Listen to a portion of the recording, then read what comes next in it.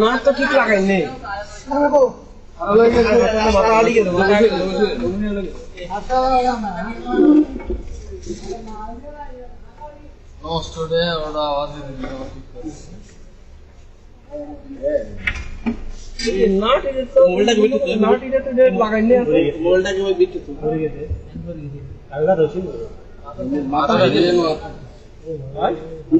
nut ইজ্ঞা আছে না ইয়ে ইজ্ঞা লাগাই না নাট কি ভাঙলো না মাথা ভাঙছি নাট এটা দিলে নাট কেন লাগাই না